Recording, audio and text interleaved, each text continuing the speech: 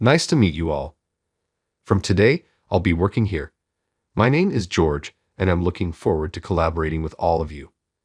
At 45, I had to change jobs. An accident injured my leg, making it hard for me to walk. In my previous job, I was active in field sales, but now that's impossible. When I decided to switch jobs, my boss tried to find something for me, but fieldwork was the main focus there. I didn't want to burden the company, so I moved on. I was married to my college sweetheart at 30, but we divorced 3 years later. I was too focused on work and neglected my family. When my wife brought up divorce, I was so shocked I couldn't eat for a while. It took time, but I've recovered and feel positive again. Since the divorce, I haven't had a girlfriend. Not because I'm not a ladies' man, but because I don't feel like being in a relationship. Because of the accident, I can't move quickly, so physically demanding jobs are out. That's why I shifted to this company, where desk work is the primary focus. I'm not very good with computers, so getting hired here feels like a miracle. My mentor here is Emily. She's 33 and a team leader, younger than me. She's known for her beauty and efficiency at work, but she's quite reserved. I didn't know how to interact with her, and it seemed she didn't like me. When I greeted her with a smile, she quickly handed me some documents and said, "Please get started on this." I'm not a quick learner and tend to make the same mistakes repeatedly. Whenever I messed up, Emily would say without looking up, "Please try not to create more work for others." Even when I apologized, she wouldn't respond. Some colleagues seemed to enjoy watching me get scolded. One of them was Mike. He's the same age as Emily and joined the company at the same time. Rumor has it Mike has a crush on Emily. He's good-looking with a refreshing demeanor and one of the top performers. But to be blunt, Mike is kind of a jerk. He's nice to the attractive employees but cold to others. I once overheard him rank female employees, saying things like, "I don't talk to women below an 8. Since I was having a hard time picking up on the work, he'd mocked me, saying, "Maybe that's why your wife left you." George. Being new to the company, I couldn't outright deny it and could only manage a wry smile. Sometime later, my welcome party was held at the company. That day, I got to chat with colleagues I hadn't talked to before and had a great time. As the party was winding down, one of the colleagues suggested we should all go skiing or something next time. Immediately, that colleague glanced at my leg and awkwardly suggested an alternative. Actually, forget skiing. How about a food tour instead? While others agreed, saying, "Sounds good," I felt guilty for making everyone consider my condition. But then Mike chimed in, I actually have these special skiing invitations. I have enough for everyone. How about we all go?" The other coworkers replied, but looking at me with an uncomfortable expression. "Just go on without me. I'm not as young as the rest of you. Have a good time with the younger folks," I said. Suddenly, Mike burst out laughing. "What are you talking about?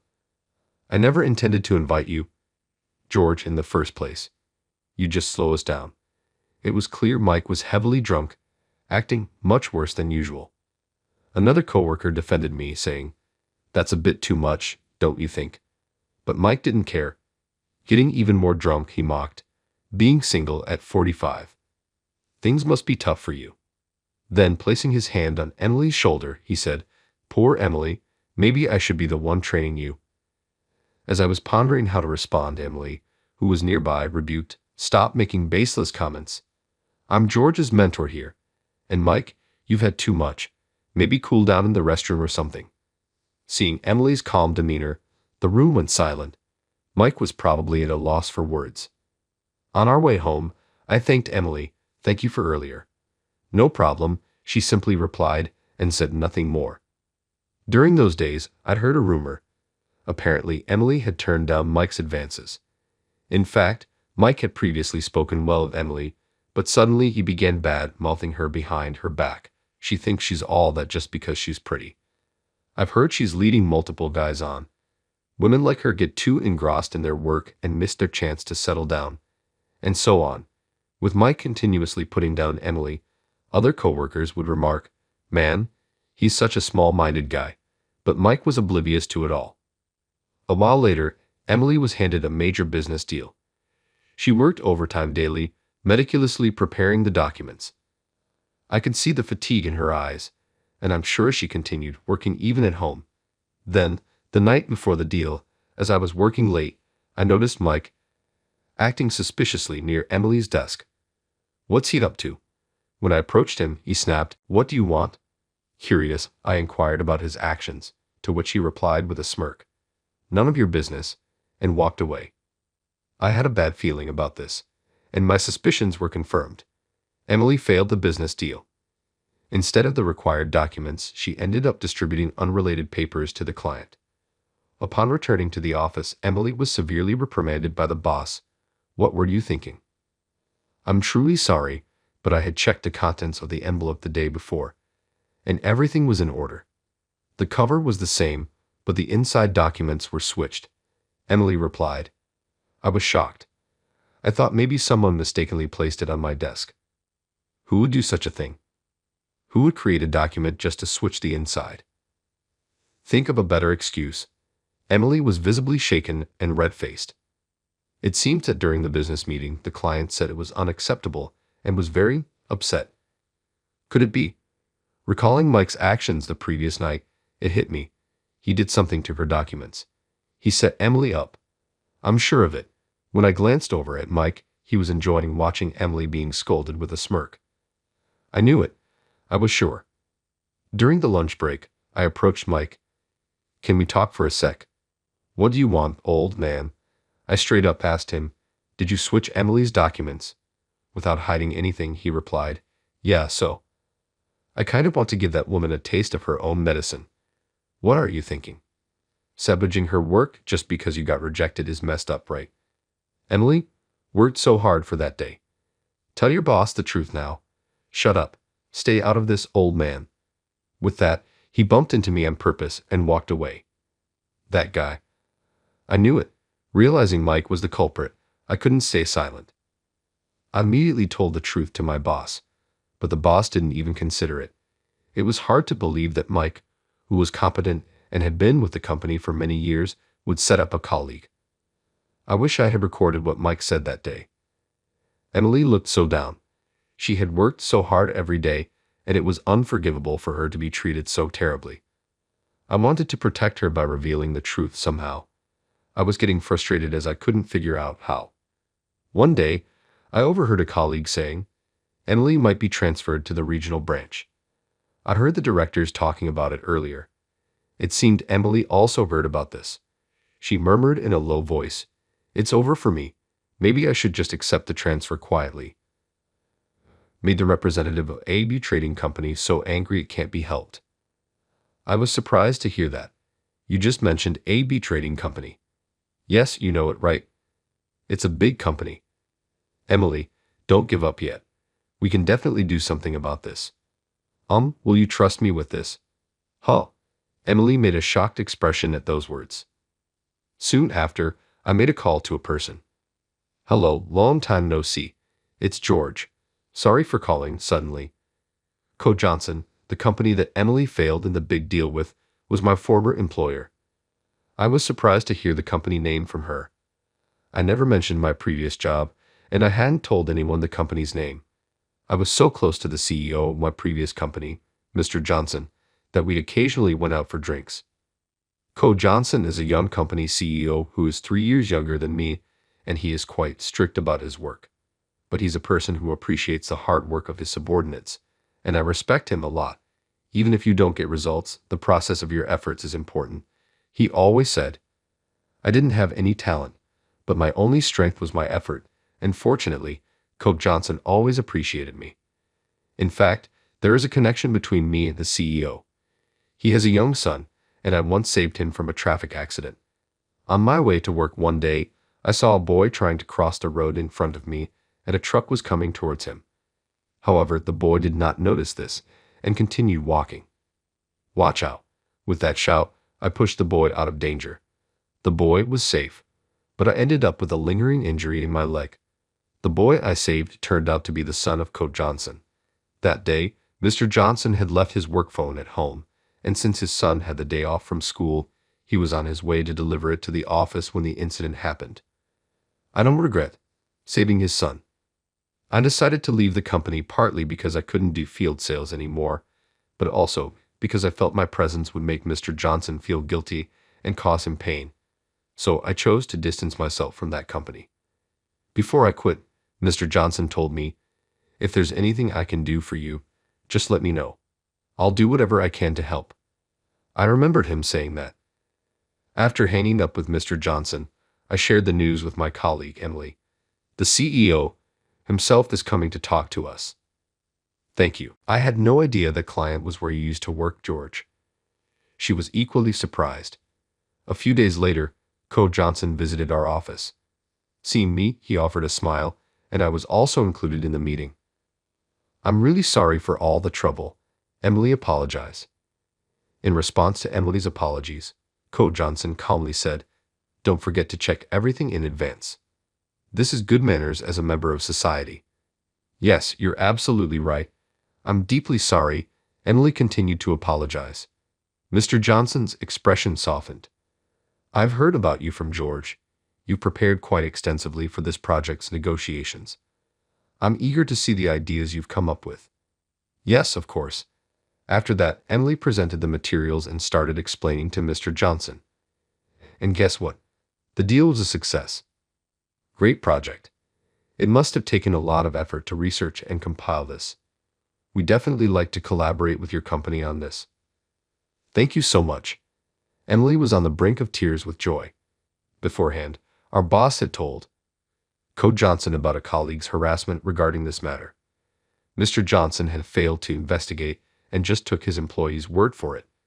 High-ups were reprimanded for their behavior. Soon after, that colleague, Mike, was confronted and confessed his intentions to discredit Emily. He ended up getting demoted. On the other hand, Emily led the project to success, was recognized for her achievements, and got promoted from team leader to department head. I was genuinely happy for her, seeing her hard work pay off. One day, Emily approached me. "Thank you so much for everything, and I'm sorry for sometimes being presumptuous despite being younger," I responded to the apologetic Emily. "Don't worry about it. It never bothered me," Emily said. Then Emily added, "If you don't dislike me, I'd like to treat you to a meal sometime as a way of saying thanks." Surprised by the invitation, I blurted out, "Really? Are you sure?" Emily smiled and said, "Yes." It was the first time I saw her genuinely smile, and it gave me butterflies. Gradually, I got more used to the job and was trusted with significant tasks. I started going out with Emily for drinks occasionally, and we gradually deepened our friendship. I don't know what the future holds, but life is short. Hoping for more good times ahead, I continue to work diligently, facing my computer every day. My wife and I are executives at a top company. Get out of here, you high school grad. The glitzy wedding venue reverberated with Mike's mocking voice. In a moment, the animated discussions that had occupied the room ceased. What a terrible guy he was to despise me, even in this setting. I had taken time out of my day to attend, and he treated me this way because I was at a loss for words. I made a choice after witnessing Mike's extremely impolite actions. Mike was about to meet a startling end. I'm Jack Smith, and I'm 35 years old. Let me briefly describe my turbulent life to date. My grandparents' home is where I was born and reared. After divorcing my dad, my mom returned to live with them, where she gave birth to me. Unfortunately, though, my mother's bad health caused her to die shortly after I was born. I didn't have parents because of this. That does not, however, imply that I was not content. I was lovingly and carefully reared by my grandparents. They brought me wherever I wanted to go and provided me pocket money so I wouldn't feel deprived. I never experienced unlove as a child because of them. I put a lot of effort into my studies because I wanted to make my grandparents pleased. They were happier and encouraged me more the harder I studied. I initially put a lot of effort into my studies for my grandparents' benefit, but as time went on, I developed a love for learning and was constantly in the top class. My homeroom instructor believed that I had a lot of promise because of this. Go to any school you like and pursue any career you want, my grandparents advised me, pleased with my academic achievements. Don't stress over the money. But they were growing too old to continue working indefinitely. Their lifestyles would have to become more economical if I attended college. I gave up on college because I didn't want to put any more strain on my cherished grandparents. People gave me a disbelieving look when I informed them I would be starting a job immediately after high school. But when I started working, I reminded myself that studying wasn't just for school. I was hired by a large chain of restaurants. I had no prior customer service experience, so I was initially at a loss. Susan, my boss, gently taught me everything from the beginning, even the right way to welcome customers. She covered all the fundamentals, including how to greet people appropriately and accept orders. Susan, who was married, stated that she loved me as much as she would have her own son because her eldest child was my age. She even offered me kind consolation when I had a client complaint regarding my service. Everyone initially faces difficulties. You will gradually recover, so don't worry. Her presence gave me a great deal of emotional comfort. I was always so tired when I got home. My grandparents were concerned about me as though I were their own issue after observing my condition. You've always overexerted yourself, Jack. You must improve your ability to take breaks. We have a new pillow for you. Hopefully, using it while you sleep can help you feel more rested. Hey, we purchased your preferred munchies. Together, let's take a seat and enjoy them. When I felt exhausted, my grandparents did everything they could to lift my spirits. Thanks to everyone's support, I gradually got used to the job, and here I am today. However, my peaceful life took a sudden turn when someone appeared. As usual, I went to work and was preparing for lunch service when a group of businessmen came into the restaurant where I worked. They were on their lunch break, and their particularly loud voices echoed throughout the entire place. They're pretty lively, aren't they? I thought to myself as I was getting ready to take their order. When I approached their table, I noticed one man in the group staring intensely at my face. I ignored it, took their order, and was about to leave the table when that man said something completely unexpected to me. Hey, you're Jack, right? It's me, Mike. Mike? No way. I was at a loss for words. Seeing that I was silent, Mike continued talking. Don't you remember? Back in middle school, we used to compete over our test scores. I never competed with Mike over test scores. That was something he did on his own, but I remembered Mike very well. There was no way I could forget because Mike was the worst. He used to treat me like I was poor just because I was raised by my grandparents. I remember you, I said. When I said that, Mike started laughing. So, I heard you didn't go to college. We used to compete over test scores, but in the end, you couldn't afford to go anywhere because you're poor. His colleagues joined in, laughing along with him. Well, people still stop at high school these days. Seriously, man. I wanted to get away from that table immediately, but of course, I couldn't just walk off. Even though I tried to keep my emotions from showing, it seemed they were written all over my face. Mike picked up on it and started mocking me again. What's the matter? Got something to say? No, you don't. A high school grad like you can't stand up to someone like me, a graduate of a prestigious university. He laughed loudly as if it was the funniest thing in the world. I brushed it off as best as I could and made a quick escape back to the kitchen. Susan, who had seen everything, looked at me with concern. Who is that guy? That was unbelievably rude, she said, furious. Her tone was sharp and angry. He's always been like that. He's used every possible way to look down on me just because I was raised by my grandparents. Even now, as an adult, he hasn't changed one bit from how he was in middle school. Hearing this, Susan's face twisted in anger. The truth is, Mike has always had it out for me, and I think I know why. It all started when we first entered middle school. Most of our classmates went to after-school tutoring programs and studied hard. Mike was one of them. He had been attending tutoring programs since he was little and was considered a top student, someone who stood out in class. Meanwhile, I couldn't bring myself to ask my grandparents to pay for tutoring, so I studied alone at the library. When I ended up taking the top spot in our grade, everyone was shocked. Jack, you almost got perfect scores in every subject. That's amazing, especially since you don't even go to tutoring. My classmates praised me. But in the corner of the classroom, Mike glared at me with frustration. From that moment on, his attitude toward me visibly worsened. Jack, what kind of trick did you use to cheat? Every time we had a test, Mike accused me of being a cheater. It was obvious he couldn't handle the fact that he couldn't beat me. Of course, I never cheated, but our classmates were probably too scared of Mike to stand up to him. I endured his harassment until we were finally placed in different classes. Later in middle school, I shared the story with Susan. Susan was so furious, she looked like she might breathe fire. So it's just jealousy because he couldn't be number one on the test? She asked. That's unacceptable. It's all in the past now, and I'm not planning to dig it back up, so it's fine. Susan let out a deep sigh at my words. While I could let go of being falsely accused of cheating, there was one thing I could never forgive. It happened at our middle school graduation. Since I didn't have parents, my grandparents attended the ceremony with me. None of my other classmates said anything, but Mike, in a loud and deliberate voice, mocked and belittled my grandparents for everyone to hear. You don't have parents? What poor-looking grandparents you have. I didn't care how much he insulted me, but I couldn't forgive him for speaking that way about my grandparents. Anger surged inside me just as I was about to shout at Mike. My grandparents, standing beside me, desperately stopped me. Let it go. Raising your voice will only waste your time, my grandfather said gently, holding my shoulder. My grandmother also rubbed my back to calm me down. After the graduation ceremony ended, we left the venue without interacting with any of my classmates. That incident made me hope I'd never have to see Mike again. But here he was, unexpectedly walking into the restaurant where I worked. Noticing my distress, Susan told me I didn't have to go back to the hall while Mike was still there. I didn't want to hear any more of Mike's snide remarks, so I decided to take Susan up on her kind offer and stayed away from the hall. I waited near the kitchen, hoping for Mike to leave soon. However, a few minutes later, I heard a loud voice coming from the register. Hey Jack, are you hiding because you're scared of me? It was Mike. His voice echoed across the restaurant, malicious and taunting. The other customers looked around, wondering what was going on. If this continued, it would definitely disturb the other guests. Reluctantly, I went to the register where Mike was.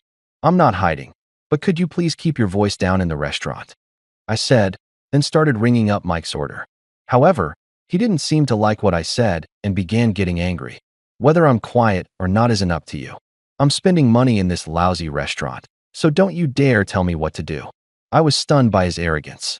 Still, I reminded myself that he was a customer and held back, suppressing my emotions. Seeing me stay silent, Mike raised his voice even more. By the way, I heard a rumor you were unemployed after middle school. Are you mocking society? You should be like me, study hard, and get a job at a top-tier company. Then, maybe, just maybe, I'll bother to listen to what you have to say. He puffed out his chest, acting like he was the best. I couldn't understand how someone could live with such overconfidence. As I let out a big sigh, Susan stepped in and took over the register for me. Her expression was stiff with anger. I'll be back to eat here again, Mike said, as he and his group laughed their way out of the restaurant. The place fell silent, as if the storm had finally passed. I couldn't stop feeling irritated. Then Susan looked straight at me. That man is just the worst. Let's ignore him. He's a pitiful person without a shred of humanity, Susan said, starting to clean up the table where Mike had been sitting. She's right, I thought. Looking down on others, even as an adult, is truly the behavior of a terrible person. I decided to focus on the tasks in front of me and not let him bother me. I resolved to treat Mike as nothing more than a bad dream and forget about him. Soon enough, my peaceful days returned. I gradually forgot about Mike's visit and his condescending remarks. One sweltering summer day, I went to work as usual. The oppressive heat was draining everyone's energy. It's so hot today. I bet the restaurant will be packed with people looking for a cool place to eat, Susan said, then got busy with the preparations. Taking a cue from her, I got the restaurant ready as well. When the restaurant opened, just as Susan predicted, it quickly filled up with customers. Susan, the other staff, and I were all rushing around trying to keep up with the demand. Then, the door swung open with a bang. It's so hot, and it's way too crowded in here. Yeah, no kidding. Mike and his colleagues had walked in. There are plenty of other restaurants in this area besides ours, and yet, for some reason, Mike keeps coming to this one. Seeing him again felt like a recurring nightmare, and I started getting a headache. I decided to ignore him. The restaurant was too busy, and I didn't have time to deal with Mike's antics. But then Mike stood up and started walking toward me. I was stunned. What now? He finally stopped right in front of me. I avoided his gaze and focused on clearing a nearby table. But Mike, ignoring my efforts to stay out of his way, threw an outrageous demand at me. Hurry up and get us a table. We're busy people. Give us priority seating. He sounded irritable and entitled. However, many customers had arrived before Mike and his group and were patiently waiting for tables to open up, so such a selfish demand couldn't be accommodated. The waiting customers around him shot him puzzled and annoyed looks. I firmly raised my voice and said, "There are people who arrived before you and are waiting for a table. Please wait your turn like everyone else." Mike erupted in anger. "Are you seriously prioritizing these random strangers over me, your former classmate?" Mike's voice echoed throughout the restaurant. The customers who heard his extremely rude remarks looked visibly uncomfortable. Susan quickly rushed over to see what was going on. "Mike," I said, "your demands are nothing more than childish selfishness. Being classmates has nothing to do with it. Waiting your turn is just basic decency." When I said that, Mike let out a loud click of his tongue. Then he glared at me. "Decency? Don't talk to me about decency. You're just a high school graduate who didn't even go to college and used to be a deadbeat." I couldn't believe what I was hearing. My academic background had nothing to do with Mike. I was completely fed up with his constant need to flaunt his education to assert superiority. Besides, anyone could see that Mike was the one lacking basic decency. This time, I couldn't stay quiet. My patience had reached its limit. "Your college degree doesn't matter here. Everyone else is waiting their turn, so you need to wait too." But Mike just laughed. "Just seat us already. We're busy people coming here on a break from work. These other customers are probably just wasting time. Anyway, prioritizing us top-tier business professionals is only logical." That's when I realized there was no reasoning with him. I couldn't fathom how someone could grow into such an arrogant and twisted person. As I stood speechless, Susan raised her voice. "Sir, if you cannot wait your turn, you're disrupting the other customers, and we'll have to ask you to leave." Mike's face turned bright red upon hearing Susan's words. His colleagues nudged him with their elbows. "Come on, Mike, let's just go. It's not worth it." But Mike, still fuming, turned his anger towards Susan. "Are you defying me? I'm not so pathetic that I'll take orders from someone like you. Just seat us already." The other customers in the restaurant stared at Mike, their disapproval evident. At this point, the scene was beyond salvaging. I felt that even though it went against my principles, seating him first might be the only way to end this commotion. But then, to my surprise, the waiting customers started speaking up. "Are you even a professional? Don't you feel ashamed for not being able to wait your turn? Yeah, do you think throwing a tantrum will get you seated faster? That's what a child would do." Mike seemed stunned, clearly not expecting such remarks from the other customers.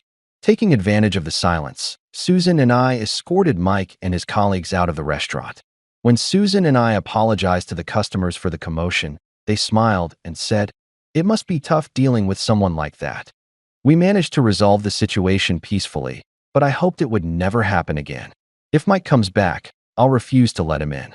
That's the decision I made at the time. However, since that incident, Mike never returned to the restaurant. Years passed, and before I knew it, I was 35 years old. Time flies so quickly. On this particular day, I'd taken time off work to attend a wedding. At this age, wedding invitations become more frequent. I found myself attending weddings of acquaintances almost every month. As for me, I had no plans to get married and wasn't even dating anyone. I often thought it might be time to consider marriage, but I used my busy work schedule as an excuse not to pursue a relationship. When I arrived at the wedding venue, I was struck by the grand entrance. I had attended many weddings before, but this one was special. To be honest, I hadn't wanted to attend, but I couldn't refuse the request of someone who had helped me a lot. After checking in at the reception, I walked inside and saw a crowd gathered. Curious, I peeked to see what was happening, and there stood Mike in a tuxedo. Yes, today I was attending Mike's wedding. Of course, I wasn't invited by him. I was attending on behalf of someone who couldn't make it.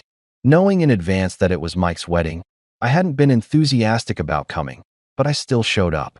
When Mike saw me, his face was filled with shock. "Why are you at my wedding?" "I didn't invite you," he raised his voice at me. But I wasn't the same person who would back down from him anymore. I had learned something that made me realize I didn't need to fear Mike. "You're right, you didn't invite me. Then why are you here? I'll have you arrested for trespassing. Both my wife and I are executives at a top company. Get out of here, you high school dropout." Mike spoke with his usual arrogance. His condescending voice echoed through the glamorous wedding venue. The room, which had been filled with cheerful conversations, fell silent in an instant. At that moment, the bride, Sarah, appeared in a glamorous white wedding dress. She looked at me with suspicion, as if I were some kind of intruder. Mike, full of sarcasm, began introducing me without permission. "Oh, this guy, he's Jack, an old classmate of mine. Honestly, it's embarrassing to even call him that. He's just a high school grad who didn't go to college, and I heard he was unemployed for a while." Hearing this, Sarah laughed. "What? Someone like that is your friend?" "Of course not. He showed up uninvited," Mike said, looking at me and laughing loudly as if I'd crashed a wedding without being invited. I was genuinely irritated by Mike's ridiculous remarks. "Are you two really executives at a top company?" I spoke out emotionally. The two of them exchanged glances and started laughing. "Of course we are. Doubting us just shows how jealous you are. You're so rude." It was obvious who was being rude here. I couldn't hold back any longer. "Really? I don't remember promoting either of you." At that moment, a loud voice came from behind me. Everyone immediately turned their attention to the source of the voice. "Jack." It was James, the vice president of the company where Mike worked. James looked shocked to see me there, even trembling slightly. Mike, noticing this, spoke in a puzzled tone. "James, do you actually know this high school grad?" He had the nerve to doubt that we're executives at a top company. What a worthless guy. As soon as Mike finished speaking, James raised his voice. "Mike, how dare you speak so rudely? You have no idea who you're talking to." "What? He's just a high school grad." Mike clearly didn't understand the situation. Sarah looked equally confused. James then began explaining the truth. "How do you not know this? This man is the president of Johnson Group, which oversees not just our company, but 50 others." "What? That's impossible." "Yeah, there's no way he could be a president. Look at him." Their endless rudeness and unfiltered remarks left me utterly speechless. James, however, confronted them with yet another undeniable truth. "Jack is the son of Steve Johnson, the chairman of Johnson Group." The room buzzed with murmurs. "Johnson Group? That's the company that runs all those big-name businesses, isn't it? So Jack is way above Mike in status." Mike and Sarah stared at me in disbelief. I decided it was time to confirm the truth myself. James is right. I'm the president of Johnson Group. I took over from my father, the chairman. Mike still looked like he couldn't accept it. "You used to work at a restaurant. How could someone like that be a CEO? And your last name is completely different," Mike shouted, his voice trembling as cold sweat ran down his face. "That restaurant is part of the Johnson Group. I worked there to gain first-hand experience and observe how the business operates as part of my preparation to become the CEO. Also, after my mother's divorce, I took her last name. That's why my last name is different from my father's. It's perfectly normal." Mike's face turned pale in an instant. Sarah also fell completely silent. "Yes, the truth is that I am the CEO of Johnson Group, which oversees 50 companies. The reason I, a high school graduate, became a CEO has everything to do with my biological father. When I decided to enter the workforce with just a high school diploma, I struggled to find a job. My grandparents watched me with concern as I desperately searched for employment every day. It must have been hard for them to see me going through such a tough time. They contacted my biological father, whose contact information they had, and sought his help. My father came to my grandparents' house immediately. It was the first time I ever saw him. The moment he saw me, he hugged me tightly. That day we talked for hours, catching up on everything we had missed. He told me how he had wanted to send money for me, but was turned down by my grandparents. He also revealed that he had watched me from afar and had always hoped we could work together someday. "If you want, I'll pay for you to go to college," my father offered. However, I hadn't decided to join the workforce on a whim. My resolve hadn't changed. Seeing my determination, my father provided me with a job. That's how I started working at that restaurant. Only Susan knew my true identity, but she didn't treat me any differently, even knowing I was the future CEO. Instead, she taught me all about the restaurant business. It was during this time that I reunited with Mike. Later, when my father retired, I took over as CEO, and here I am today. As for this wedding, my father was the one originally invited. When he couldn't attend, I came in his place. When I saw the invitation, I discovered that Mike worked for a company under Johnson Group. Now, Mike and Sarah finally seemed to accept that I was, in fact, the CEO. I glanced at the two of them and asked James a question. "Is it true that these two are executives?" James straightened his posture and began explaining. "Well, actually, Sarah's father's company has a business relationship with ours, and one of the conditions for the partnership was to promote Sarah and Mike. So they were both recently promoted to department managers. But that was the first time I learned about this. Promoting executives under such conditions was absolutely unacceptable. I raised my voice at James. I do not approve of their promotions. Revoke them immediately. As soon as I said that, Sarah raised her voice at me. Jack, if you do that, my father will be furious. The deal will fall through. She framed it as concern for the company, but it was clear she was more upset about losing her position. Her selfishness was apparent. I couldn't help but laugh. Everyone in the room was now focused on me. We'll be fine without your company's business. If one deal could ruin us, we wouldn't have grown this big in the first place. Besides, I have no interest in working with a company that makes such ridiculous demands. When I said that, Mike staggered as if he was about to collapse. James wore an embarrassed expression, clearly uncomfortable. Sarah's father, who had rushed over after hearing the commotion, looked like he was on the verge of fainting. But I've been loyal to Johnson Group for so many years. My company exists because of Johnson Group. If we lose this deal, my company will be finished. He looked at me with pleading eyes. That's not my problem. If that's the case, you shouldn't have made such unreasonable demands, I replied. Sarah stood there in shock. Mike stared at me with wide eyes. So we're going back to being regular employees? Mike's weak words. Sarah let out a sigh. Mike, I've heard that you've been bullying your subordinates because you're a manager and you act arrogantly, even outside the company. To be honest, you two are a disgrace to our group. People like you don't deserve to be managers. When I said that, Mike snapped. Why should I let someone like you talk down to me? You're just riding on your father's coattails. A worthless high school graduate like you can't boss me around. I couldn't understand why he thought it was okay to shout at me, so I decided to hit him with one more truth to drive the point home. You haven't changed at all since the old days. Academic credentials have nothing to do with work. In fact, there are people with degrees who still commit fraud at their jobs. A heavy silence filled the room. Recently, the company's finances hadn't been adding up. I looked into it and discovered that funds were being withdrawn from your computer. Care to explain? I spoke as calmly as I could.